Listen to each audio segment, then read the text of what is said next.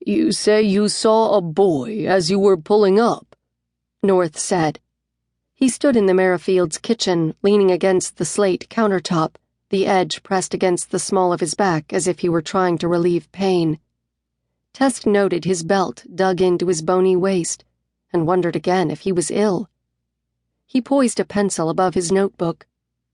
Test pulled out her recorder, checking her iPhone quickly as she did to see if she'd missed a text or call from Claude. She had not. She worried about the icy roads. "Yes, a boy sneaking out," John Merrifield said and wiped his face. Sweat glistened on his broad forehead below his thick, dark hairline. The man looked washed out. Test did not feel so flush herself. Her fingertips still thrummed from the jolt of seeing Jessica.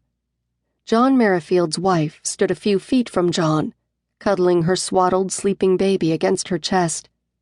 Her cheeks were muddied with runny mascara. Her eyes foamed pink and swollen from crying. "Could it have been a man?" Test said. John looked taken aback, but gave it thought. "I suppose," he said. "Or a girl," Test said. North cut her a look. Hers was not to ask, but to observe, listen, follow. "It was a male," John said. His eyes flashed at Test. "I assumed it was the boy Bethany had seen previously." "What time did you get home?" North said. 7:15, 7:20, Bethany said. "Somewhere in there." "Can you be any more precise?" Test asked. "No," Bethany said, curtly. "We left early, about halfway through. John's been sick and the food was too rich. After he used the bathroom, we left. While I waited, I glanced at my cell phone to check messages and saw it was just after 7. It struck me because we'd told the sitter—" She paused and took a breath. "We'd told Jessica we'd be out till at least 8. "What?" Test began, but North cut her off. "Tell me about this boy you saw," North said, asking what Test had been about to ask. "I'd seen him about a month back," Bethany said. "He'd left out the same door John saw him, the person, leave from tonight. I had spoken to Jessica about him." "Who was he?" She wouldn't say. "But you saw him clearly that time, to know for certain it was a boy," Test said. Bethany Merrifield smoothed a hand along the back of her neck. "Not exactly. I saw someone leave with a hoodie on, you know, like kids wear, so—" "You assumed," Test said. "So, you can't say for absolute certain," North said. "I guess not, but—" Bethany began.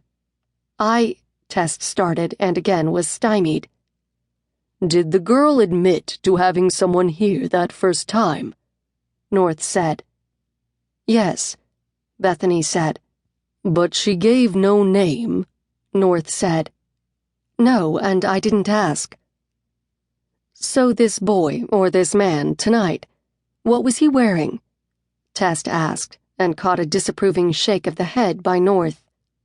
"Tonight," John said. "A dark jacket." "So, not a hoodie," Test said. "Not that I saw. And jeans, maybe. Darker pants anyway. I guess jeans. A ball cap. I told this to Detective North already. He's asked these things." "Color?" Test said.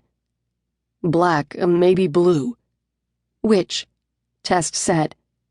"I don't know. Dark." Merrifield, Test noted, was vague when pressed for clarity.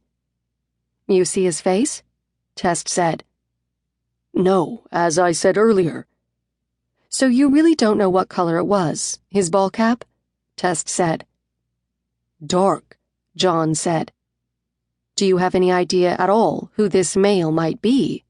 Test asked. John shook his head. "I wish I'd asked her his name," Bethany said.